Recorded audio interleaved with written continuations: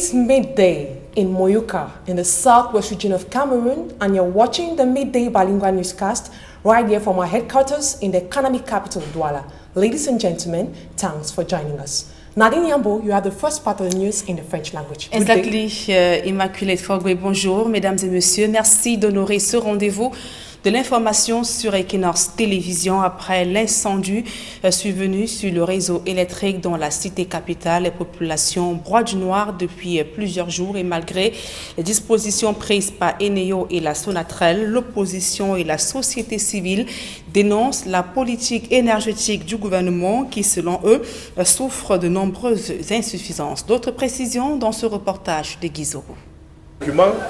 Autant la société civile, notamment le syndicat national des travailleurs du secteur de développement des ouvrages de production, de transport et de régulation de l'électricité, SENDROPT, et l'opposition, dont le MRC, s'indigne de la panne d'électricité dont Yaoundé est victime. Cette poste-là, il y a une ouverture entre le poste de transformation d'Ahala et celui de Kouning. Donc on parle d'une boucle de 90 kV, mais la boucle a une rupture, la boucle a une ouverture, ça veut dire que la boucle n'existe pas, ça veut dire que ce n'est qu'une vue d'esprit, ça est resté en termes de projet. Ça dénote justement l'absence d'une politique profondément pensée sur le plan énergétique par le système en place, parce que c'est inadmissible qu'une capitale politique se retrouve pendant près de 2 semaines privée d'énergie électrique. De plus, ce parti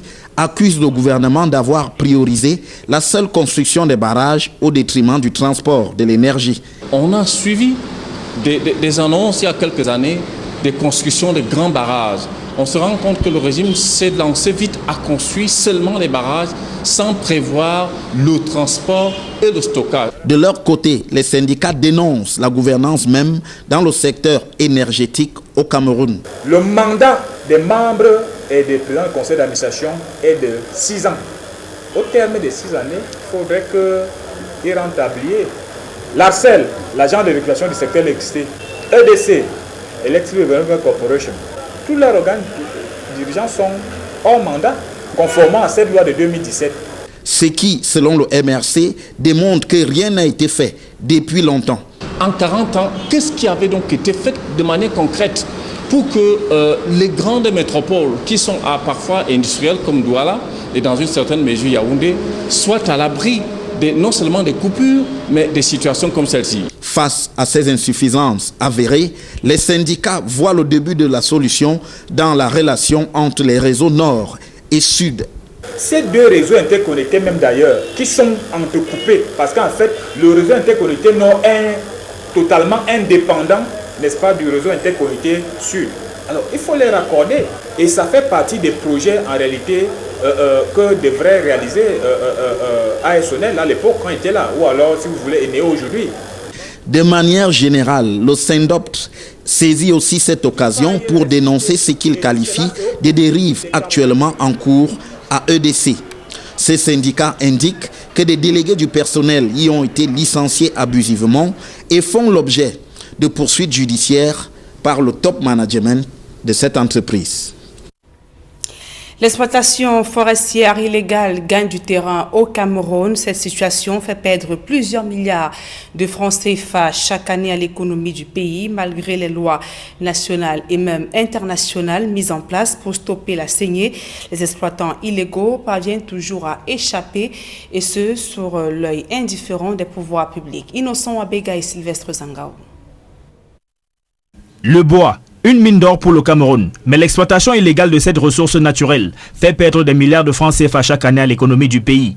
Pour amortir le choc et réguler une fois pour toutes la production et la commercialisation du bois, des experts du secteur proposent entre autres la solution numérique. L'exploitation illégale des forêts au Cameroun, vous n'êtes pas sans l'ignorer que ce fléau cause beaucoup de pertes en termes de revenus financiers à l'État camerounais. Et le projet OTP part un peu de là, malgré les accords de partenariat volontaire qui ont fait un grand pas pour améliorer le secteur de l'illégalité dans le bois. L'OTP, c'est une plateforme web indépendante qui vient maintenant promouvoir aussi à son niveau la transparence dans le secteur forestier. L'initiative, qui a déjà produit des résultats au Congo et en RDC, est en expérimentation au Cameroun depuis 2018. Pendant la quinzaine de mois écoulés, nous avons obtenu ces résultats qui pour nous sont assez satisfaisants parce qu'il y a 20 entreprises camerounaises à peu près qui ont leur compte dans la plateforme OTP. 13 entreprises parmi elles chargent elles-mêmes déjà leurs documents, elles sont autonomes et l'accompagnement de FLAG qui s'est déroulé pendant ces mois écoulés a permis que ces entreprises puissent comprendre la plus-value de l'utilisation de cette plateforme. L'objectif est donc clair, avoir la maîtrise du fichier des entreprises du secteur forestier, promouvoir celles qui sont légales et mettre hors course les entreprises illégales. Avant de l'information à caractère commercial, je vous propose les images de l'hommage rendu hier à Super Makeya du côté de Yaoundé, une cérémonie d'hommage qui s'est déroulée en présence du ministre des Sports, le professeur Narcisse Mwele Kombi. Sera donc porté en terre ce samedi. Le natif du Kumba, dans la région du sud-ouest Cameroun, l'ancien champion d'Afrique de catch s'est éteint à son domicile le jeudi 1er août 2019 des suites d'une courte maladie, et précisons qu'il a marqué le milieu du catch camerounais et même africain. Il a enregistré 85 victoires en 86 combats menés dans sa carrière. À présent, ce public reportage, l'Union camerounaise des brasseries récompense les meilleurs clients et distributeurs de ses produits UCB. Reportage. Des cris et des larmes de joie, c'est le principal à retenir de la rencontre entre les responsables et les clients de l'Union camerounaise de brasserie des différentes régions du pays, tenue au cours du mois de mai 2019. Nous sommes venus, une fois de plus, nous réunir avec nos clients. Nous avons discuté de tout ce qui a été fait, de la relation qui existe entre l'Union camerounaise de brasserie et nos clients. Et nous avons donné les résultats de cette compétition. Tous les clients ont gagné. Certains ont gagné des tricycles, d'autres des ordinateurs et enfin des téléviseurs.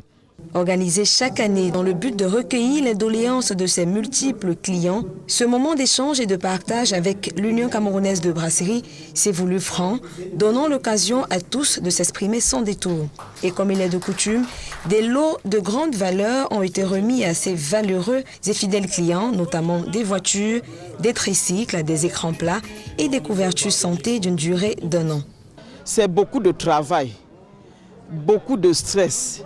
Mais vers la fin, quand on se retrouve ayant gagné un tricycle comme celui-ci, on est réconforté. Lancer le challenge, moi j'ai mis le travail en jeu.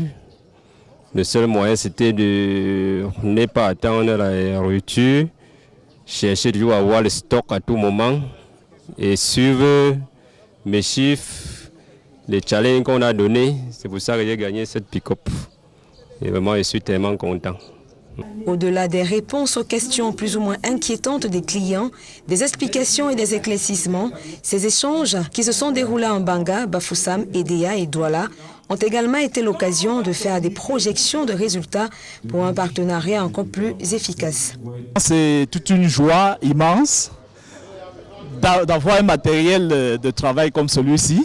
Ça me permettra du coup l'année prochaine de réaliser une fois de plus peut-être mes objectifs et pouvoir gagner d'autres lots à venir.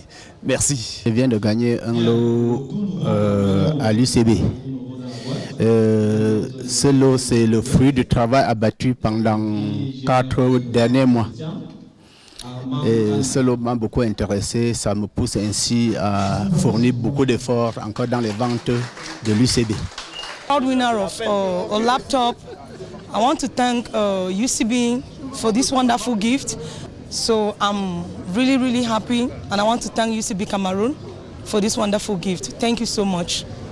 C'est donc confiant et outillé pour affronter les nouveaux challenges du marché des boissons hygiéniques que les participants sont repartis avec l'espoir pour les uns et le rêve pour les autres d'être les futurs bénéficiaires de lots spéciaux qu'offre chaque année l'Union camerounaise de brasserie.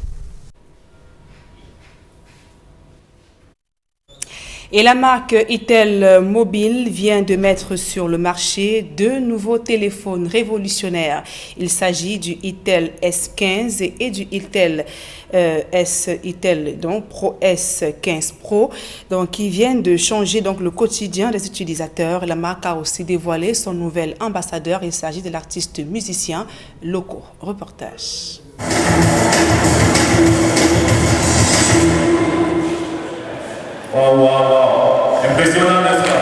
Ils sont là, Itel S15 et Itel S15 Pro, qui répondent aux besoins des utilisateurs avec des selfies plus brillants, en faible luminosité et de multiples autres propriétés.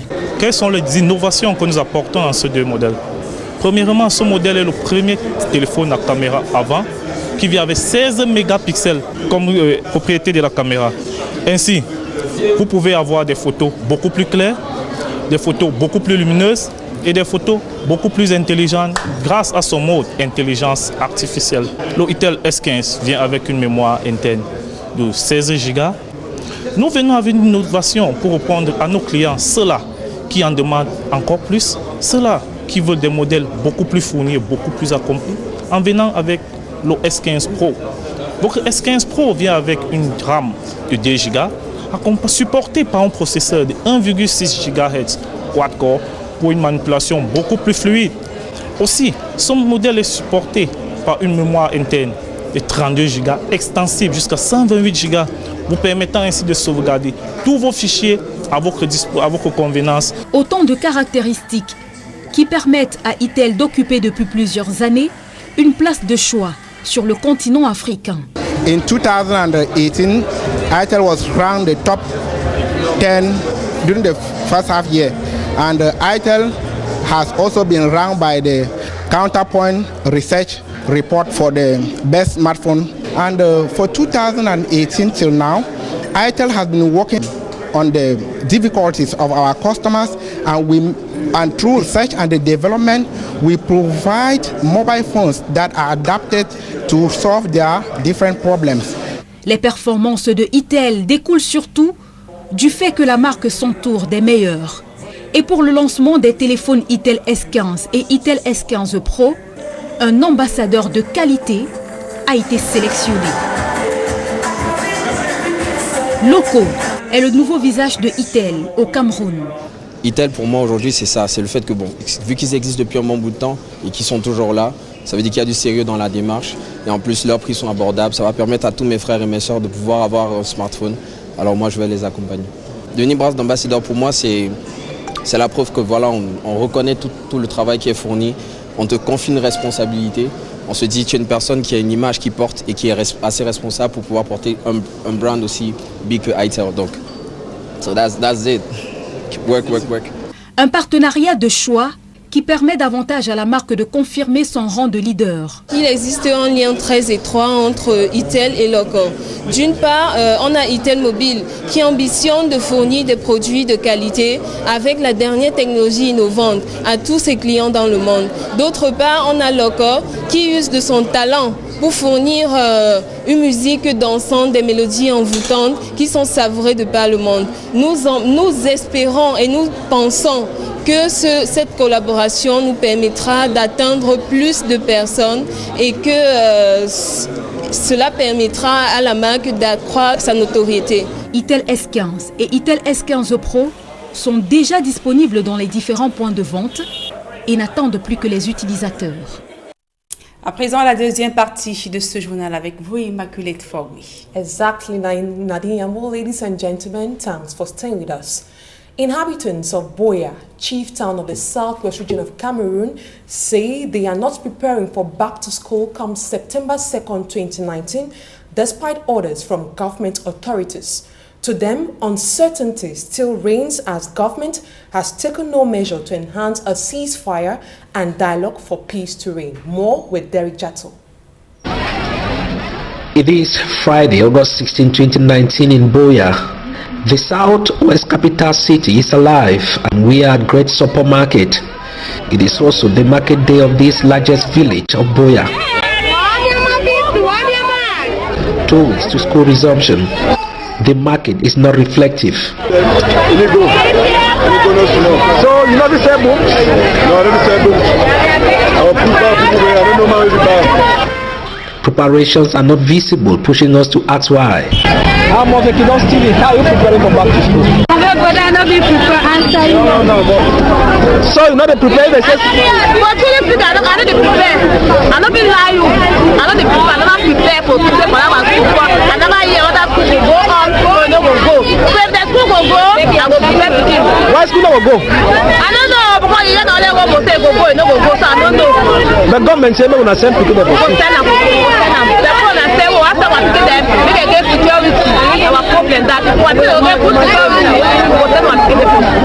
These are parents who by now are supposed to be sick with the back to school fever. To others, the reason is the Anglophone crisis. Yeah, let's solve the problem. They will then go back to school. They should remove the leaders, those leaders. Adding his voice on the back to school call is Barrister Abdubala Felix. Education, schooling is a very wonderful thing. I think all of us are where we are today because of education. We understand that the struggle continues. We understand that there's a crisis, but there's a need for kids to go back to school. Because even if the crisis ends today, whatever happens, we still need these kids to be educated. And without an education, they will not be able to fend for themselves. They will be a burden to the society. Some of them will have to pick guns and become armed robbers in the future. So I have followed the debate on social media. Those who don't believe that kids should go back to school. Unfortunately, all of them have an education. Most of them, have an education, and their kids are going to school. Whatsoever be the level of preparedness, the government on effective school resumption comes September 2nd, 2019 for the 2019-2020 academic year. Derek Jato reporting from Buea, and journalists have been urged to be more responsible in their duties in order to adequately contribute to efforts to restore peace in Cameroon, especially in the crisis-stricken northwest and southwest regions. Speaking to reporters in Yaoundé on the sidelines of a workshop on media and peace building, the representative of the Minister of Communication and the President of the Cameroon English Language Newspaper Publishers Association underscored the key role in the peace building process. The association brought together journalists from 5 regions of the country to strengthen their capacity in peace journalism. In the course of the workshop, the journalists from the Northwest, Littoral, West, and Central regions were also edified on other issues including fake news, its damaging consequences, and how to fight the growing phenomenon in Cameroon. Greater details in the following extract of Gar Christian Bibko, publisher of the Guardian Post newspaper and president of the Cameroon English Language Newspaper. I think basically all of us are aware of the situation in the Northwest and Southwest regions, and there is no gainsaying the fact that the media has a very important role to play in reshaping the outcome of events, and we have realized that government for the past 2 or 3 years since the crisis erupted has been concentrating more efforts on the administrators and the military and leaving out the media, which is very important, has a very important role to play as far as the crisis degenerates or gets resolved. A good journalist is not the one who reports every information, who reports everything. Because, if you have to say everything that you know, you set the world ablaze. And so journalists have to be trained on what kind of information to give out, to write, to publish, to air during conflict situations. It is very, very important, and we need not stress the importance of this workshop. You already know that our country is going through difficult times. I remember some years back, one veteran journalist told us that the microphone has power. There is power in a microphone. Because the words you use, once they go out, people can take them out of context. And in that particular case, it is very, very obvious that the words you'll be using, you must tailor them. It is the same thing with those who are using the pen. What you write, you must first of all take into consideration that what I am writing how is the public going to take it? What will be the...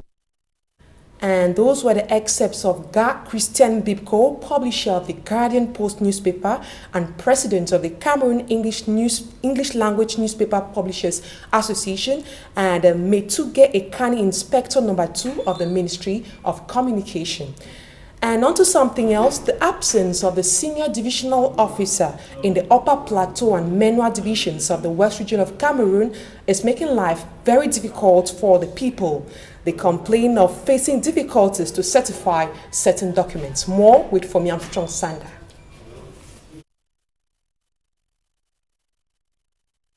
Having certain official documents certified in the Upper Plateau and the Menua divisions of the West Region of Cameroon has been a nightmare for over 8 months now.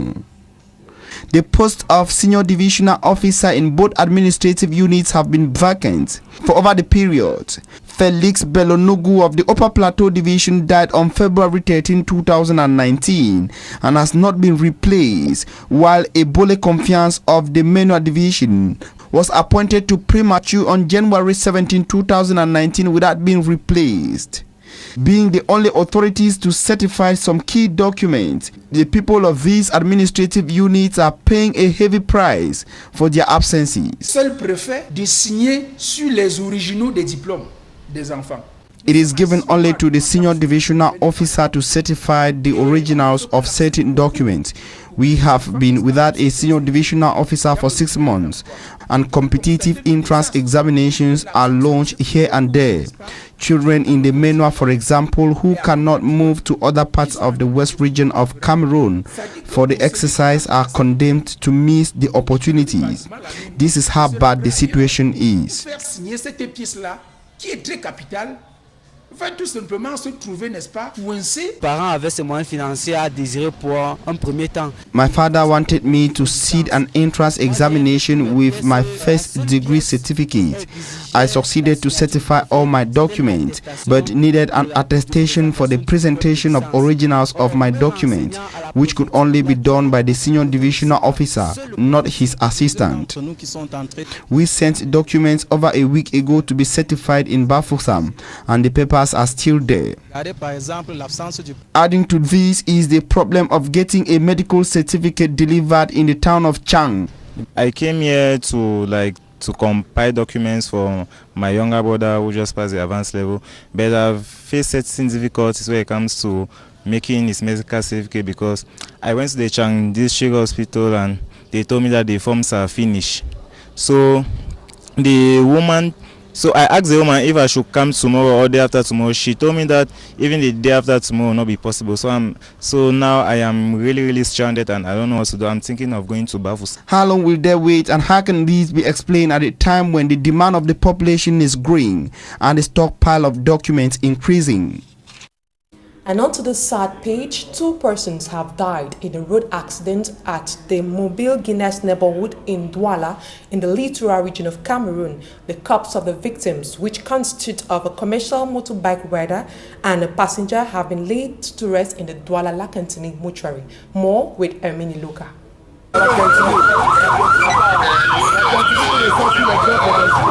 Engulfed in general public disorder remarks, sequences denoted in the transport sector have become alarming. A perfect example is the incident recorded last night within the Douala 5 Kento area at the site locally called Mobile Guinness. The observant crowd here is simply shocked at the swift accident which occurred in less than no time. On the stretch of road lies 2 victims of the accident, Lekam Siwe and Wanjo Richard, who are both the bike rider and passenger who, according to our witness account, crashed beneath a stationed truck with no signal belonging to the brewery company in the same vicinity. La fête s'est déroulée tout à coup quand je viens de déposer un client. Subitement j'entends un bruit, boum, c'est comme si c'était un coup de feu qu'on vient de tirer. Je me rends compte que c'est C'est deux individus qui sont installés là au sol, tout doit au sol là, en bas du camion, tout doit garer là, devant nous. It is clear, incidents of this kind, even with poor driving habits by drivers and riders in the economic metropolis, could be avoided. But the question today is how possible would such a target be attained, noting that it is recurrent to identify stations, trucks and lorries transporting containers without signal plates along road stretches in Douala. A question yet begging for answers. It is anywhere important to note that accidents caused by heavy-duty trucks in recent years in Cameroon has totaled a percentage rate of 17.3%, a situation which could be reduced if proper measures are taken by the Ministry of Transport. Ladies and gentlemen, that's it for this edition of the Midday Bilingual Newscast on Equinox Television. Thanks for staying with us. Nadine Yambo. Merci, Immaculée Fogwe. Fin de ce journal. Mesdames et messieurs, merci pour votre aimable attention et passez d'agréables moments en compagnie de nos programmes.